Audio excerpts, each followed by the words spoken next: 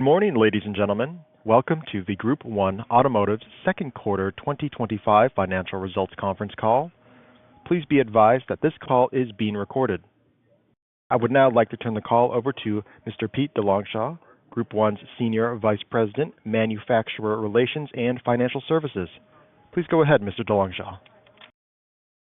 Thank you, Nick. Good morning, everyone, and welcome to today's call. The earnings release we issued this morning and a related slide presentation that include reconciliations related to the adjusted results we will refer to on this call for comparison purposes have been posted to Group 1's website. Before we begin, I'd like to make some brief remarks about forward-looking statements and the use of non-GAAP financial measures. Except for historical information mentioned during the conference call, statements made by management of Group 1 Automotive are forward-looking statements that are made pursuant to the safe harbor provisions of the Private Securities Litigation Reform Act of 1995. Forward-looking statements involve both known and unknown risks and uncertainties which may cause the company's actual results in future periods to differ materially from forecasted results. Those risks include, but are not limited to, risks associated with pricing, volume, inventory supply, conditions of market, successful integration of acquisitions, and adverse developments in the global economy and resulting impacts on demand for new and used vehicles and related services. Those and other risks are described in the company's filings with the Securities and Exchange Commission. In addition, certain non-GAAP financial measures, as defined under SEC rules, may be discussed on this call. As required by applicable SEC rules, the company provides reconciliations of any such non-GAAP financial measures to the most directly comparable GAAP measures on its website. Participating with me on today's call, Daryl Kenningham, our President and Chief Executive Officer, and Daniel McHenry, our Senior Vice President and Chief Financial Officer. I'd now like to hand the call over to Daryl. Good morning, everyone. Our U.S. performance was excellent in the second quarter, and our U.K. team is navigating the integration of operations while growing our business in a challenging UK market backdrop. Our adjusted net income from continuing operations improved 12.4% in the quarter, and EPS improved 17.5% on the same basis. Starting with our U.S. business, new car sales were up 6% on a same-store basis, outpacing the industry. Our PRUs held up versus the second quarter of 2024, and they were up $211 sequentially. Our inventories were flat versus the quarter and down nearly 15% compared to the end of 2024, and day supply is healthy at 48 days. Our used car volumes were up nearly 4% year over year, and gross profits were up $29. Our F&I performance in the quarter was very solid as well, up $90 per unit. And our after-sales business is an area we continue to invest in and believe still has a great deal of opportunity. In the quarter, our after-sales gross profit was up 14.3%. Customer pay revenue was up 13.6%, and warranty up 31.9%. While we certainly benefited from an easier comp versus the June 2024 CDK event, our after-sales business was strong throughout the quarter. Our May quarter-to-date performance saw CP revenues up 10.2% and warranty up 28.7%. And we saw an 8% increase in same-store RO count for the quarter. And we continue to believe that the potential of the after-sales business warrants additional investment. And we've continued forward on this front. Our flexible scheduling, all-day Saturday focus, improving technician productivity give us significant physical capacity to increase after-sales business in our existing dealerships. And by the end of 2025, 90% of all Group 1 technicians in the U.S. will work in an air-conditioned shop. It's a boost to productivity, employee retention, and technician safety. We're also evaluating our collision footprint and repurposing capacity as that segment of the industry continues to decline. Lastly, we increased our technician headcount by 6% in the U.S. on a same-store basis. And we've continued our branding efforts in the U.S. A number of our dealerships will be rebranded with the Group 1 name.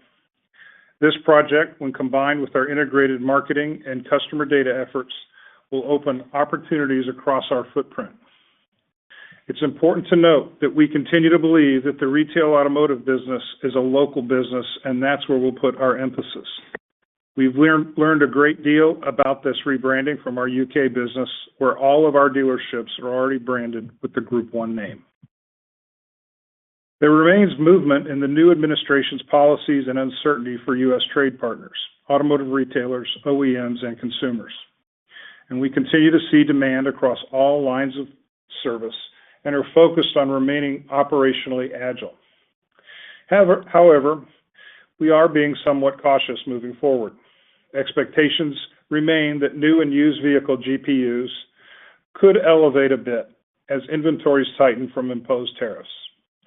We have deferred certain capital expenditure projects and have reevaluated some discretionary spending. We also have contingency plans in place should we see a marked change in the competitive environment. That being said, we are taking advantage of our strengths during this time by refocusing our efforts on improving productivity. We recognize our consumers are under pressure from car prices and other costs, which have outpaced wage growth and higher interest, virtually double the rates we saw just a few years back. And I'll speak more on these efforts shortly. Now shifting to our UK business. The UK business was managed well compared to the broader market, which continues to face macroeconomic challenges such as weak economic growth and inflation levels exceeding the Bank of England expectations.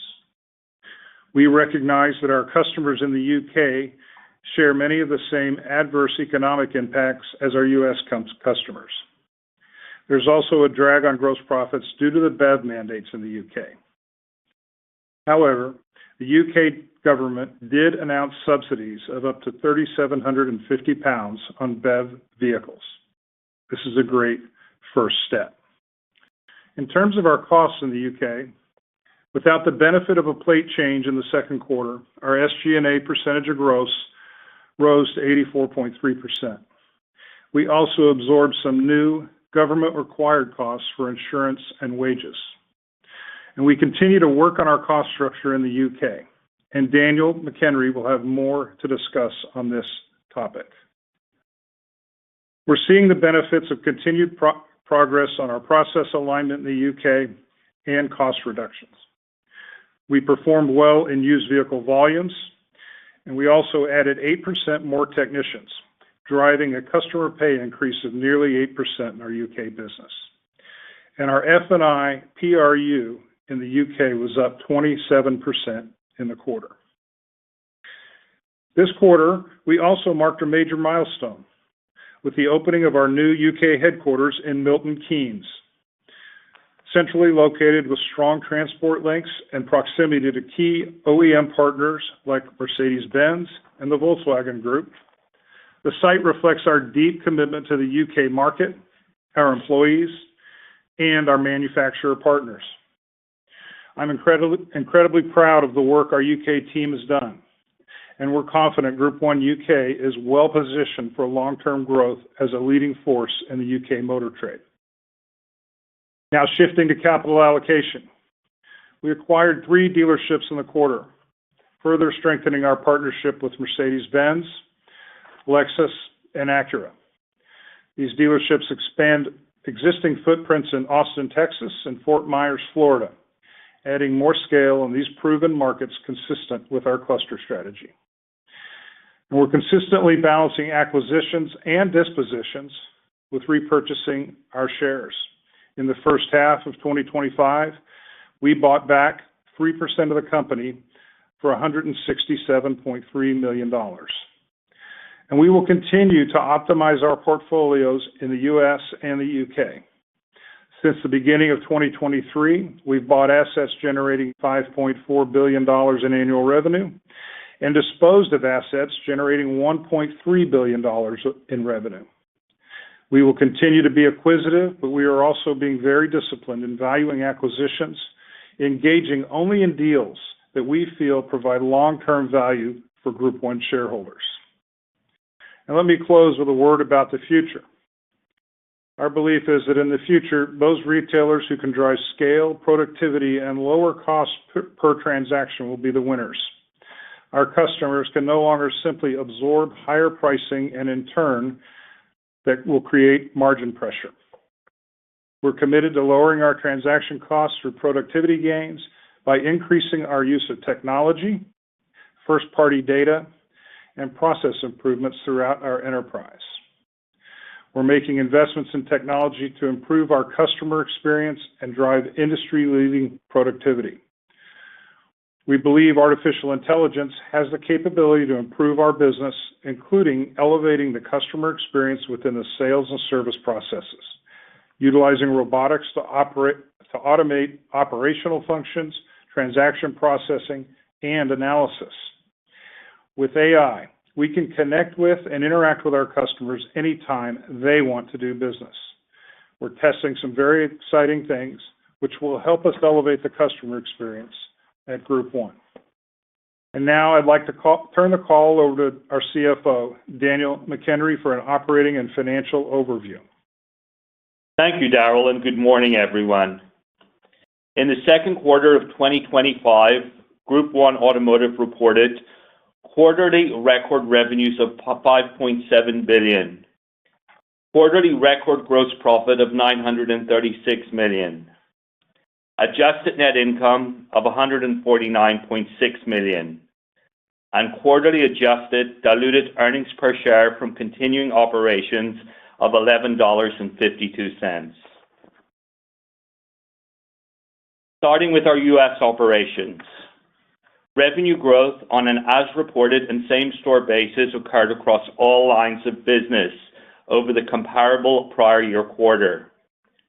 Notably, parts and service revenues reached a quarterly high, increasing 11.7 and 12.8 on an as-reported and same-store basis respectively over the prior year comparable quarter, and F&I revenues reached a quarterly high of $199 million. We experienced higher new vehicle units sold in an as-reported and same-store basis of 4.6 and 6% respectively over the comparable prior year quarter.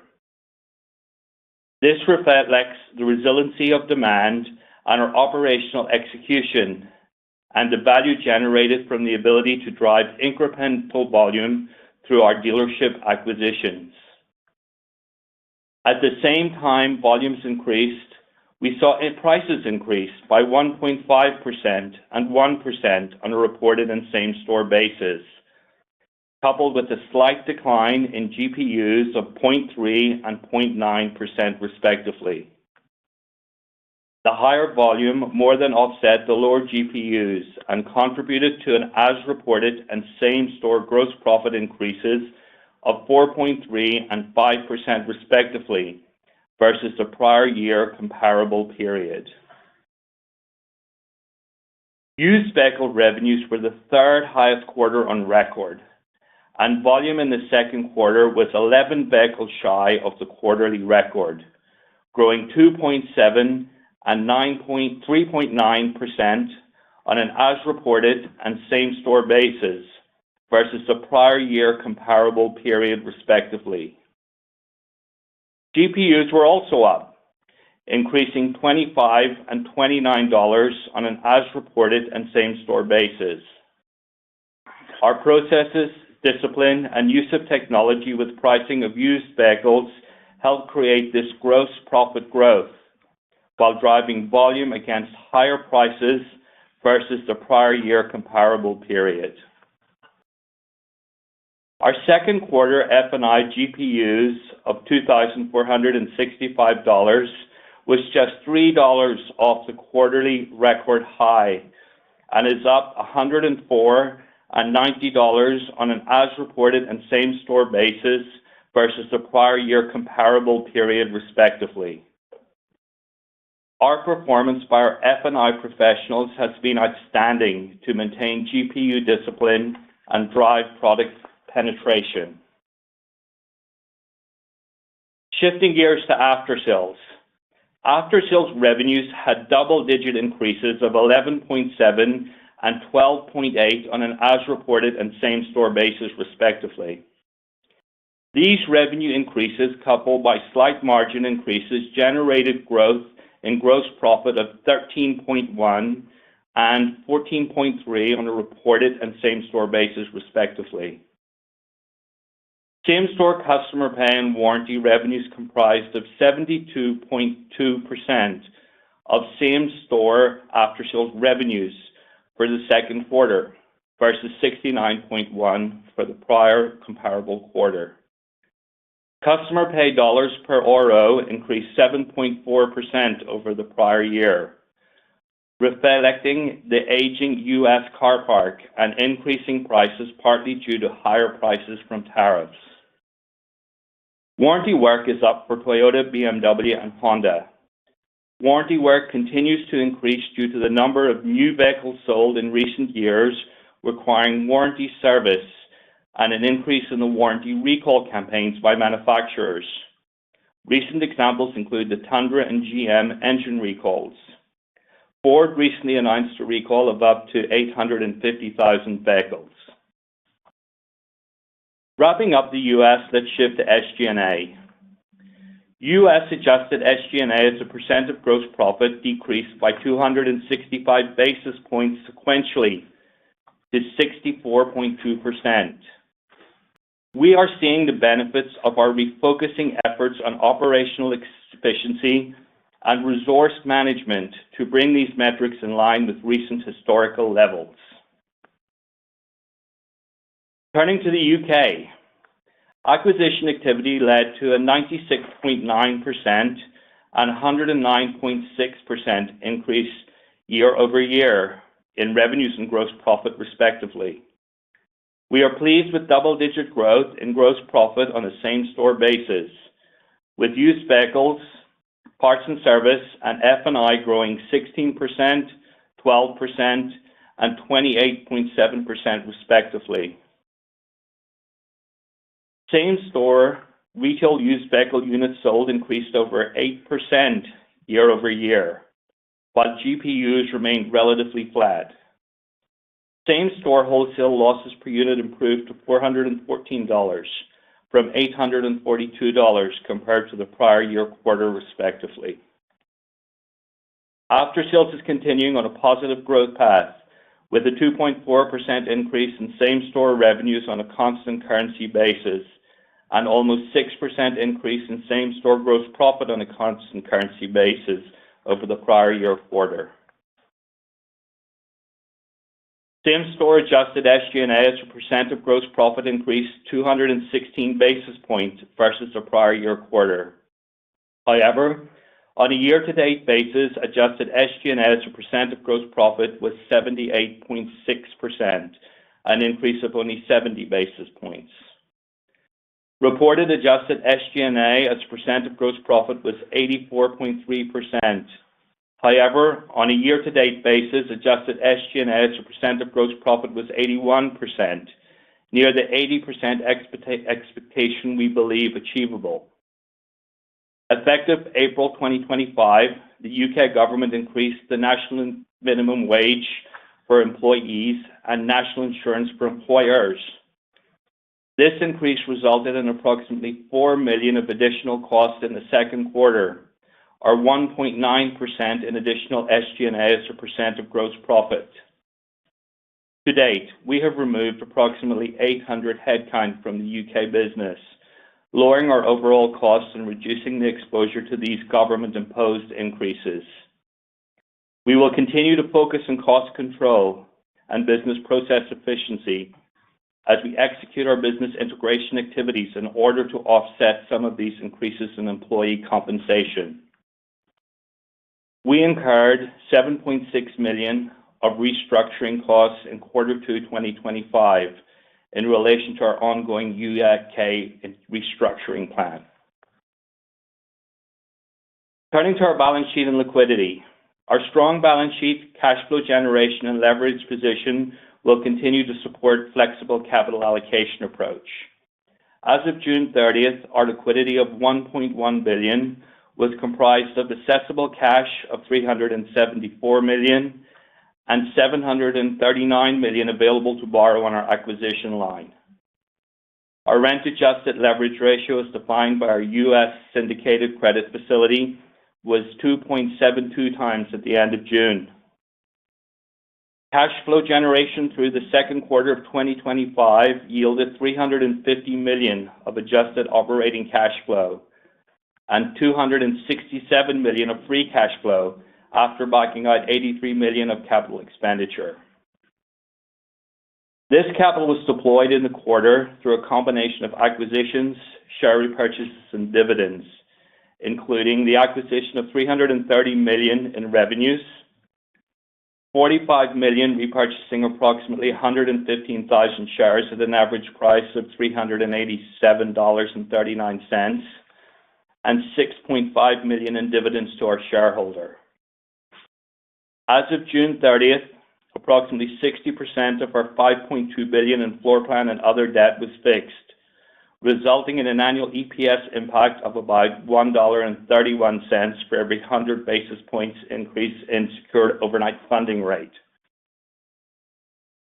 For detail regarding our financial condition, please refer to the schedules of additional information in our news release, as well as our investor presentation posted on our website. I will now turn the call over to the operator to begin the Q&A section. Operator? We will now begin the question and answer session. To ask a question, you may press star, then one on your telephone keypad. If you are using a speakerphone, please pick up your handset before pressing any keys. To withdraw your question, please press star, then two.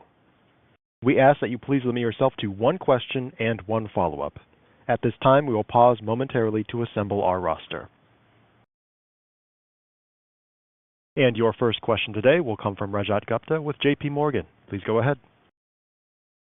Great. Thanks for taking the questions and good results. I had one question on the new car GPUs. A pretty strong pickup sequentially here in the quarter. Could you give us a sense of how those GPUs progressed through the course of the quarter? Maybe like how was April, May, June?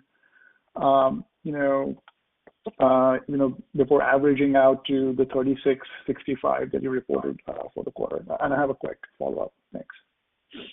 We can get you a little more detail on that after, but they were fairly strong all quarter. We didn't see a spike due to necessarily any change in inventories or any change in manufacturer incentives support or anything like that. So they stayed fairly strong through the quarter.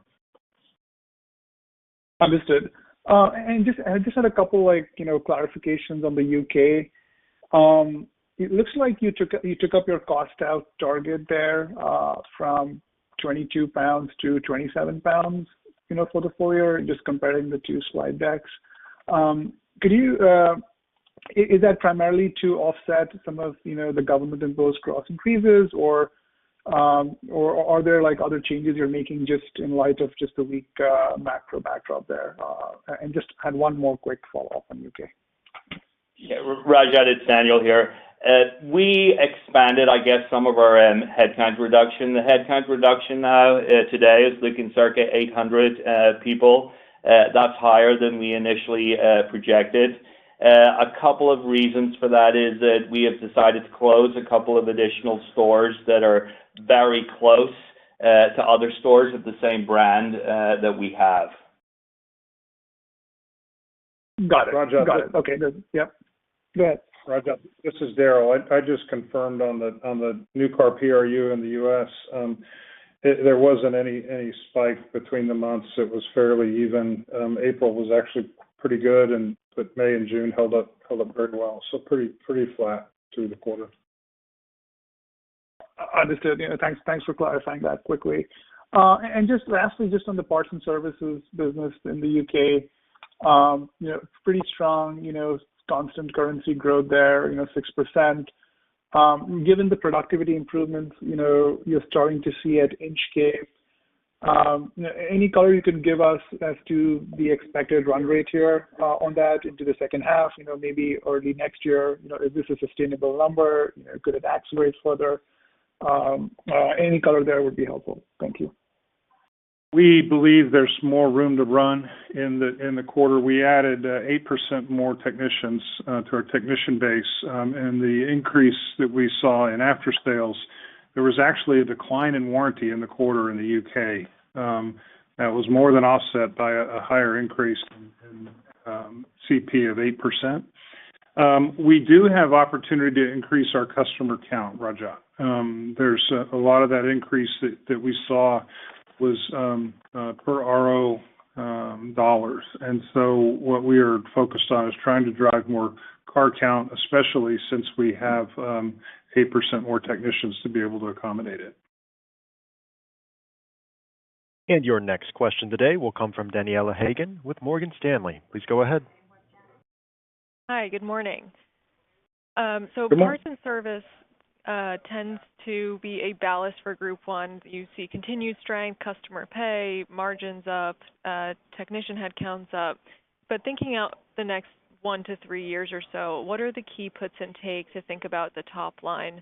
You have on one hand vehicle unaffordability weighing on SAR, which can increase mileage, create demand for reconditioning, but it also may limit the origination of newer cars that tend to have that stickiness on the service side. So what are the critical vintages to look out for, and how can Group 1 navigate that period of turbulence? A key to growth in the next 3 years and after sales, Daniela, in the U.S. specifically, is us reaching deeper into the owner base in terms of people who have owned their cars longer. And we have to be able to increase our share of that market. So call it 4+ years of ownership. We need to be able to reach into that market deeper, penetrate it deeper, increase our penetration there, increase our spend there. Ways to do that are we're looking at make sure our labor rates are attractive to that customer segment. It's a sensitive customer segment pricing, so we have to make sure that we're attractive. We have to make sure that we're not overpriced for what they're looking for. And then also the restructuring of our marketing at Group 1 to where we're now using first-party data. We know more about those customers than we ever have. And so our focus and I think success moving into the years ahead is going to be how do we reach out to those customers who've owned their cars longer than 3 years, and that's what we're putting a lot of focus on right now. Daniel here, just to add to what Daryl says, the average car coming into our store, a 2022 vehicle versus a 2019 vehicle, which is the average model age of a car within our store, it's over a third higher, the average RO value that we get from that vehicle. So it's vitally important that we keep those within our ecosystem. Got it. Makes sense. Second question is around the used business. A large online-only retailer, growing volumes 50% year over year in the market. They're pushing for 3 million used cars sold annually in the next 5 to 10 years. I know it's an incredibly fragmented market. How do you view the competition from the likes of these online pure play retailers, and is there greater opportunity to grow and consolidate in the used business? There's probably opportunity to consolidate. Yes, agreed. We try to learn from those online retailers. They're great competitors, especially in the shopping process, and those are things that we pay attention to and try to learn from.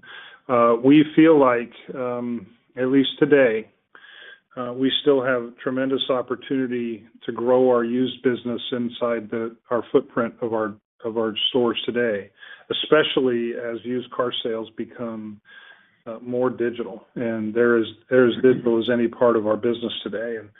And so we feel like we can still grow inside of our footprint. We have grown. If you were to look at our used to new ratio 5 years ago, it was much less than it is today. We've improved our used car performance, but there's still room to run. And I think you're right. I think those digital retailers are proving that. And your next question today will come from Federico Merendi with Bank of America. Please go ahead. Good morning, guys. So we've heard that OEMs for model year 26 may take some of the features that in the prior model year were basically standard and put them as optional. So basically, there will be a higher price to get the same features of last year vehicle. What have you seen on your order sheet so far? Federico, this is Daryl Kenningham. They're just announcing 2026 contenting in some in pricing, and some are still waiting to see what happens with the tariffs. I mean, the Japan announcement this week, and there's still not enough specifics around it, I don't think, for the OEMs to make pricing decisions. And then Europe is supposed to be finalized very soon. We don't. What we believe will happen, and I think this will absolutely happen, is you will see OEMs play with trim levels, contenting, repricing, price walks between grades, things like that to optimize margins and reduce the impact of the tariffs. So what you stated in your question, I think, is absolutely true, and I think that will happen. And then standard equipment may become optional in the future in order to keep the base car more competitively priced. Thank you, Daryl. And my follow-up would be on parts and service. So you did a great job to increase your head count. I was wondering, for every 1% of incremental head count, what's the translation into earnings or like gross profit for every technician that you add to your head count, basically? Well, we can get you some more detail around it, but generally at Group 1, how we look at a technician,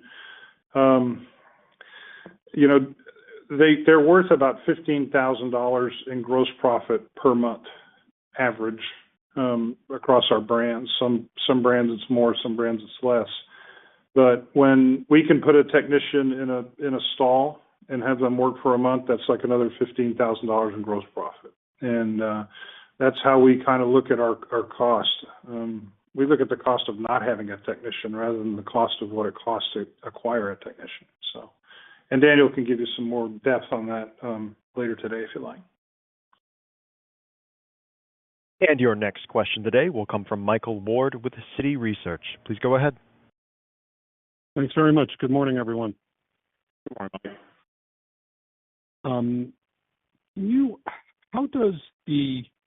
How do the BEV mandates in the UK affect your gross? What happens there? A lot of the BEV volume, Mike, is going into corporate fleets. If you were to look at the retail mix of the BEV mix and just the straight retail consumer, it's like 10-11% of the mix. If you look at it in the corporate fleets, it's much higher than that, and it blends out at like 26% today.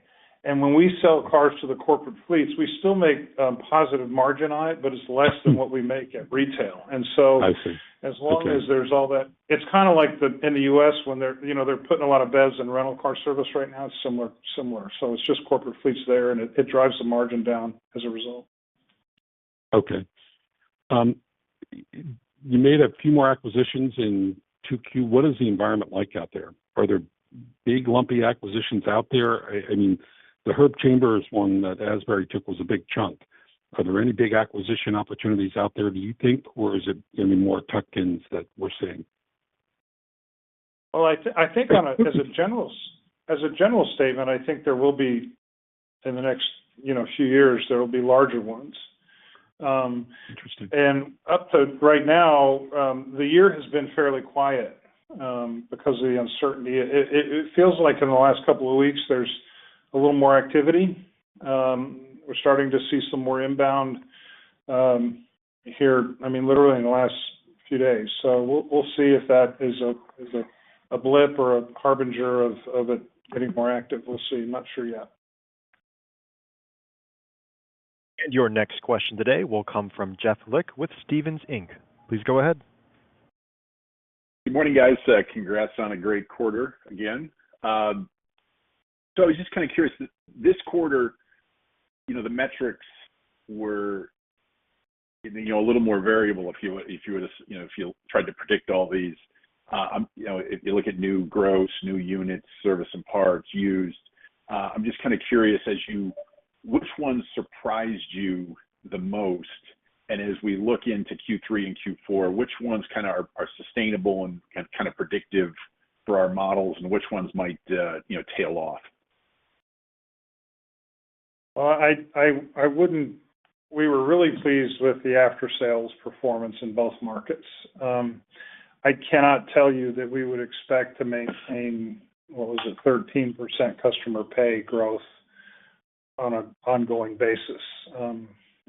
Generally we plan for, mid-single digits, maybe high mid-single digits on that. So that I wouldn't lean on the current after-sales growth like it is. And when you look at the warranty numbers, they won't be 31% in the quarters ahead, I don't think. Might be great if they are, but I wouldn't plan on it. So I think there's resilience and I'll ask Pete to comment on this, especially on used cars and F&I. But on the new car side, I think there's resilience in the new car margin, Jeff. It's held up now for a year, and it doesn't seem to be weakening, and the day supply in total anyway is still reasonable, and the OEMs seem to be managing that well. And Pete may have some comments on F&I and used cars in terms of. Sure, Jeff. I think that I wouldn't say that we were surprised. We've got our processes in place, the team is in place, and I think we've executed on the strategy that we've laid out, to you over the last few years. So the demand is still there for used. Acquisition is very difficult. We ended the quarter with a 31-day supply, so we were consistent there. And then I think if you look at the F&I, whether it's the revenue that we're getting from the finance piece of the business, and along with our increased margins or increased percentages on product, it turned out to be a great quarter for us. So, I think there's still demand out there for used and facilitation of finance and insurance. Rajat, it's Daniel. The only thing I would add is around SG&A. UK in particular, there wasn't a plate change month this quarter, so I'd expect SG&A as a percent of gross to come down slightly in quarter 3 versus quarter 2, just because of that additional gross. And then just a quick follow-up. The lease return issue, obviously this year, down below $1 million. It looks like they're down, 30, 40% year over year. That should flip, depending on what the buyout turn-in rate is next year, but it's going to be up. That should be a good source of traffic. I don't think, most are really focused on 2026 that much, given what's going on in 2025. But if you could just speak to how you guys think that lease turn-in issue, how that plays out, and what effect it has in 2026. I think it's going to be Jeff, this is Pete. It's difficult to forecast that because you don't know what the equity situation is going to look like next year, and it could be very good on especially the ICE vehicles. I think the wild card on that is what the BEV lease returns look like. But with the situation with acquisition and availability, we are taking as many off-lease vehicles as possible, and I think that'll continue through next year, depending on pricing. And your next question today will come from David Whiston with Morningstar. Please go ahead. Thanks. Good morning. I was just curious on the divestiture of those 2 UK Mercedes stores. Is that more of a geographic reason, a factory reason, or are you not happy with Mercedes prospects in the UK going forward? We're very happy with Mercedes-Benz in the UK. We're the largest Mercedes retailer in the UK, and we're happy about that. And we have a terrific relationship with the OEM. There was In those two cases, those stores were closer to other stores that we owned, and just in partnership with the OEM, we closed those, consolidated them into another point. So no dissatisfaction whatsoever from us for Mercedes-Benz or their agency model. Daniel may have something. Yeah, the one store in particular was only 7 miles away from another one of our stores, and we're actually going to redevelop that store into a larger store in the coming future. So we see some cost benefit from that, and we don't expect to lose any of our customer base. Okay, and just curious if your Toyota inventory is abnormally too low, given any reluctance by them to export vehicles from Japan right now. Well, it's low, and basically what we have is Tacomas and Tundras. Would we like a little more? Yeah, we probably would, but we're okay with tight supply at Toyota. That's for sure. And your next question today will come from Ron Juzicka with Guggenheim Securities. Please go ahead. Yeah, good morning, team. Nice quarter, and thanks for taking my question. On the UK SG&A piece, Daniel, I think you mentioned $4 million of higher costs related to required national insurance contribution changes. Was there anything else noteworthy this quarter? Because I know you've kind of had this ongoing integration effort post-Inchcape and cost savings underway, but dollars were up more than that $4 million sequentially, despite lower gross profits. When I look at the dollars, I think some of it is January and February is generally a lower cost base, and it's kind of more even in quarter two. The expectation always was that we would be slightly above 80% SG&A as a percent of gross on the basis, on an annualized basis. We expected it to be closer to 80, but there's nothing really unusual in there apart from the increases in national insurance and national minimum wage. Okay, no, that's super helpful. And then on parts and service slack, just kind of if warranty slows, and I understand there are probably structural tailwinds for warranty going forward, but in the event warranty work slows, just trying to stress test our model, are you confident there's kind of enough built-up demand from customer pay to offset if there is a slowdown in warranty work, or how should we think about the two? I'm just not sure if you're wall-to-wall in your service departments right now, or how to think about that. I don't think we can cover a 31% increase in warranty with CP, but we think there's still room to improve CP. And as we look back on prior quarters where warranty was lower, we were able to deliver CP growth there as well. So, I can't tell you it'd be dollar for dollar, but we certainly think there's room there. And we generally feel like, capacity is the key to driving after-sales growth. And your next question today will come from Bret Jordan with Jefferies. Please go ahead. Hey, good morning, guys. On used GPU, I guess you saw a $29 lift in comp. Was that pulled forward, or was there demand surge around Liberation Day, or do you see used GPU sort of able to stable or expand from here? I think, Brett, if you take a look at our trend, it's been pretty consistent on the used, and I would expect that to continue.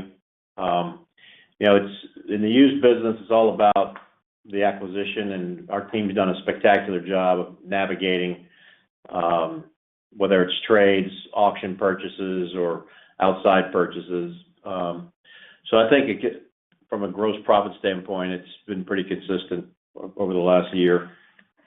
Okay, and then I guess parts and service, can you sort of carve out how much was the benefit of CDK? Sort of obviously late in the quarter last year, there was very little parts and service. For us as a company, I think whenever we made our earnings call last year, we said that the effect of the CDK for parts and service specifically was about $12 million in terms of in terms of our pre-tax income. So I would run that kind of estimate, Brett. Thank you. The conference has now concluded. Thank you for attending today's presentation. You may now disconnect your lines and have a great day.